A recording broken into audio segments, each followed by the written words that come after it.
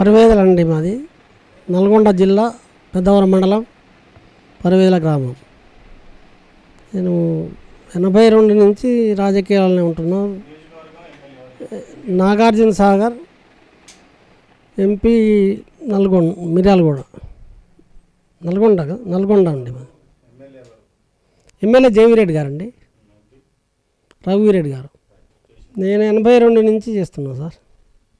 82 నుంచి జానారెడ్డి గారు ఎమ్మటే ఉంటున్నాం, ఆయన ఎమ్మటే ఉంటారు. ఇప్పటి వరకు కూడా ఏం ఎటు పోలే, ఇంతవరకు ఏం పార్టీ మారలేదు. ఆయన చెప్పినట్టే చేస్తున్నాం, అటే ఉంటున్నాం. నేను ఒకసారి మార్కెట్ డైరెక్టర్ చేసిన, గ్రామ పంచాయతీ వార్డుగా చేసిన. ఇక పార్టీ కార్యక్రమాల్లో పాల్గొంటాను నేను. ఇక 10 ఏళ్లలో కూడా ఎదుర్కొన్నాం బాగానే. ఈ రుణమాఫీ కూడా వాళ్ళకు ఎంతవరకు చేయలేదు. విలేజ్లలో కూడా అభివృద్ధి అంతంత మాత్రమే ఉంది. రోడ్లు వేయలే వాళ్ళు ఇంతవరకు. 10 ఏళ్లలో ఒక రోడ్డు కూడా వేయలే టీఆర్ఎస్ వాళ్ళు. అంతకుముందు జాండ గారు ఉన్నప్పుడు వేసిరు బాగానే. మరి ఇప్పుడు ఏం వేస్తారు? వచ్చి 10 నెలలు అవుతుంది. రోడ్లన్నీ దెబ్బతిని ఉన్నాయి. కొన్ని చేరినాయి, కొన్ని చేరలేదండి. కొన్ని ఎందుకంటే వీళ్ళ ప్రాబ్లమ్స్ కొంత ఉంది. మనం అప్లికేషన్ దాంట్లో కొంత ప్రాబ్లం ఉంది.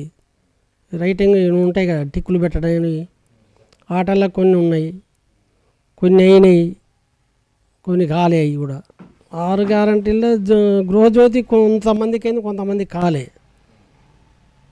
మరి గ్యాస్ది కూడా కొంతమందికి అయినాయి, కొంతమంది కాలే. అది కొంత ఆడాడ ప్రాబ్లం అయితేనే ఉంది. ఆఫీసర్లు చేస్తాం ఉంటారు, మనకి అది ఎప్పుడు చేస్తారో తెలుస్తలేదు. కేంద్ర బడ్జెట్ కూడా సరిగా అది మా వ్యవసాయదారులకు అయితే ఏం లేదు. ఆయన 2000 ఇస్తే ఏమైతే సార్? 4 నెలలకు 2000 ఇస్తుండు మోడీ గారు. ఆ 2000తో ఏమొస్తాయి చెప్పండి? ఇక బడ్జెట్ అంటే అది ఇంతవరకు వచ్చింది లేదా, ఇప్పుడు వద్దుకు తెలియదు. తెలంగాణ బడ్జెట్ కూడా పెట్టిరు కానీ అవి డబ్బులు రావాలి, వాళ్ళు చేయాలి, పెట్టిరు కానీ మరి చేసినప్పుడు మనకు లెక్క సార్. అది కొన్ని అయితే చేస్తారు.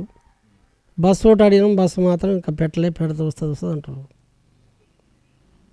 మా గ్రామాల్లో బస్సు లేదు. ఇక్కడి నుంచి పెడతామంటారు. మరి ఈ ప్రధాన సమస్యలు అంటే మా సర్పంచ్గా బాగానే చేసిన పోయినసారి. నీళ్ళు అది ఇవన్నీ ఇప్పుడు వీళ్ళు పోయిన కాడి నుంచి ఇబ్బంది అవుతుంది. సర్పంచ్ లేరు కదా. అవును, అది అయితలేవు సార్. వాళ్ళు ఎప్పుడు వస్తారో ఎప్పుడు పోతారో తెలుస్తలేదు. ఫోన్ చేస్తే ఫోన్ ఎత్తారు, ఆఫీస్కి పోతేనే ఇంకా మాకు అది రాలేదు ఇది రాలేదు, వచ్చినప్పుడు చేస్తామని అంటారు. ఉన్నాయి గృహజ్యోతి ఇట్లాంటివి రానివి అని అడిగితే మాకు ఇంకా రాలేదు, వచ్చినప్పుడు చేస్తామంటారు. ఉమ్మడి రాష్ట్రం వల్ల అంటే అది పెద్ద రాష్ట్రం, అది అప్పుడు బడ్జెట్ ఉంది, పైసలు ఉన్నాయి. ఆ రోజుల్లో మంచిగా కాడికి. ఇప్పుడు తెలంగాణ ఏర్పడ్డాక చేస్తామన్నారు కానీ అది చేసినకే చేసిరు, కొంతమంది గాలే. ఆ 10 ఏళ్లల్లో ఇండ్లు కడతామన్నారు, కొన్ని ఇండ్లు కట్టలేదు. అవి భూములు పంచుతామని భూములు లేవు. ఇక వాళ్ళు అయితే రోడ్లు ఏమి సార్ ఇంతవరకు 10 ఏళ్లల్లో. ఇక అనుభవం అంటే ఇక నడుస్తుంటే జరుగుద్దేంలే. ఇప్పుడైతే మరి కొత్త కదా, వాళ్ళు ఎట్లయినా కొత్త. వాళ్ళ తండ్రి గారు ఉండరు, వెనకాలంతా చేస్తూనే మరి బాగానే అవుతుంది, తిరుగుతుండ్రు. మరి ఒక 2 సార్లు వచ్చిండండి. మేమేం అడగలేదు, అయితే చేస్తాం, ఇచ్చినాయని పైసలు లేవు, రాగానే చేస్తామంటారు. ఎంపీ గారు అయితే ఇంకా రాలే సార్, అబద్ధం ఎందుకు రాలే. ఆయన మా ఊరికైతే రాలే. ఇక రేవంత్ ఆయనకు కూడా ఇష్టం ఉందిలేండి, ఇవ్వాలని రేవంత్ రెడ్డి గారికి ఇవ్వాలని జానారెడ్డి గారికి కూడా ఉంది.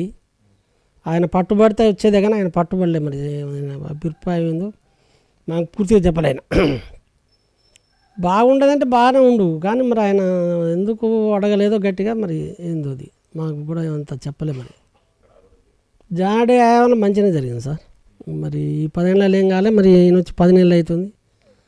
మరి ఇంతవరకు ఇక బడ్జెట్ లేదంటారు. మరి ఏది అడిగినా మరి చేస్తాం సార్, చేయాలనే నేను మీద పోటీ చేస్తా. జనరల్ అయితే సర్పంచ్గానే చేస్తాను నేను, ఎంపీటీసీ ఇట్లా చేస్తాం. ప్రజలకు ఏ సమస్యలు ఉన్నా ఊళ్ళో ఉంటున్నాం కాబట్టి తెలుసుకుంటాం, చేస్తాం.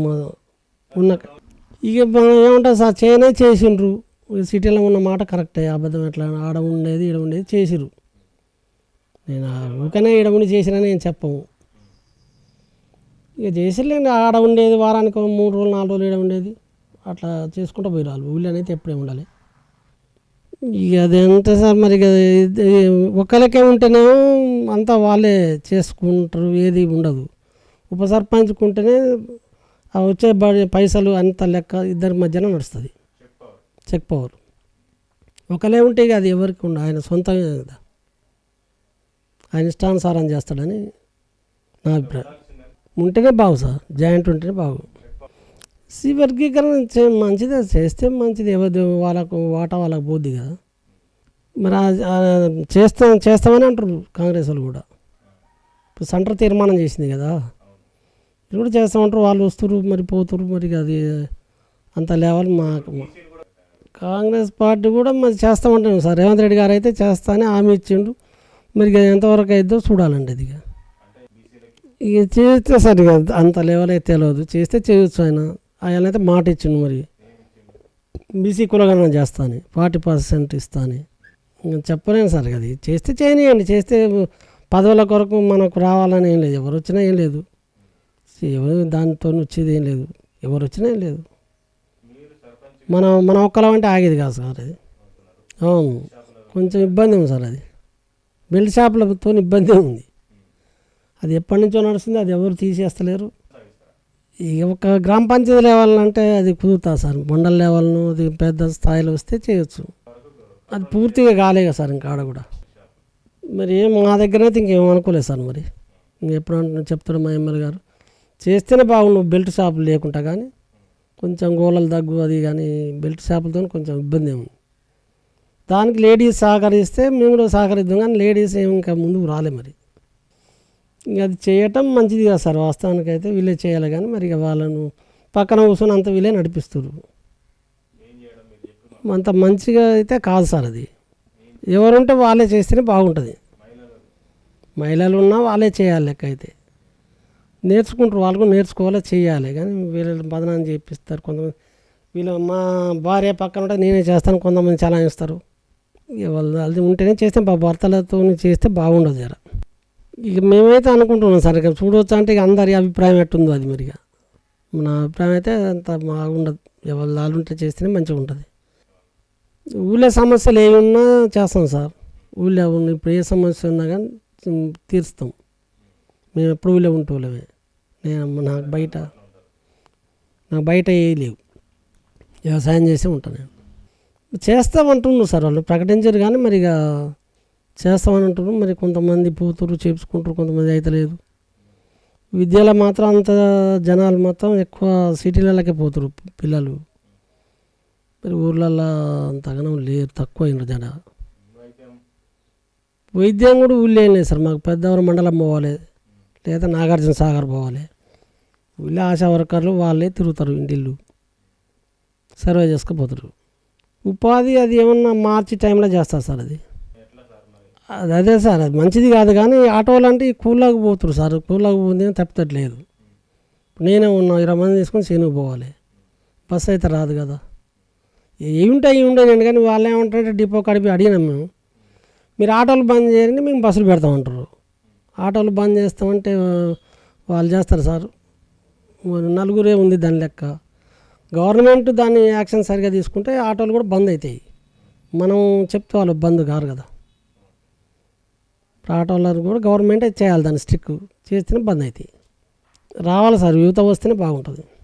ఎందుకంటే వాళ్ళకు కూడా అనుభవం రావాలి, వాళ్ళు కూడా చేయలేదు సార్. ఎన్నాళ్ళు ఉన్న ఊళ్ళేది వాళ్ళు చేయలేకూడదు. రాని యువత వచ్చినా మంచిదే, చేస్తే ఉంటే మంచిదే సార్. అది పెడితే మంచిదే, కానీ చదువులేని పెడితే అది ఏం తెలియదు, ఎంత ఆగమవుతుంది సార్. అది ఆఖరి 10th ఇంటర్మీడియట్ పెడితేనే మంచిగా ఉంటుంది. అర్హత ఉంటేనే వానికి అన్నీ తెలుస్తాయి. ఎందుకు వేయాలంటే మీకు ఏదో ఊళ్ళో అవసరం ఉన్నా ఏ పని చేస్తామో, ఏడికి పోయినా నేనే పోతున్నా. ఇప్పటివరకు నేను పోలీస్ స్టేషన్ కానీ పంచాయతీలు కానీ ఎవరికి ఏదైనా ఆపత్తి ఉన్నా పోతా, చేస్తా, మాట్లాడుతూ వస్తూనే ఉంటాను. మీకు అభిమానం ఉంటేనే ఏంటి, నా మీద నమ్మకం ఉంటే ఏంటని చెప్తా. నాకు ఓటు వేయండి, 4 నుంచి ఊళ్ళో ఉన్నా మీకు చేసిన, ఇప్పుడు కూడా చేస్తా, సహకరిస్తా అని చెప్తా. ఇక డబ్బు మధ్య ఉండే సార్, అది మొదటి నుంచి నడుస్తూనే ఉంది, నడిపిస్తూనే ఉండు. ఎవరు ఎక్కువ ఇస్తే వాళ్ళకి కూడా వేస్తారు కొంతమంది. ఇక డబ్బు మద్యం అయితే అది అరికట్టాలంటే మరి గవర్నమెంట్ ఏమైనా చేస్తే చేయాలి. కానీ ఈ జనాలు అయితే ఏం చేయలేరు సార్, మారరు జనాలు. డబ్బు ఇచ్చిన వాళ్ళకి ఓటేస్తారు. పని చేసింది కూడా ఏం చూస్తలేరు. మళ్ళీ లాస్ట్ మూమెంట్లో ఎవరు డబ్బులు ఎక్కువ ఇస్తే వాళ్ళకే ఇస్తారు.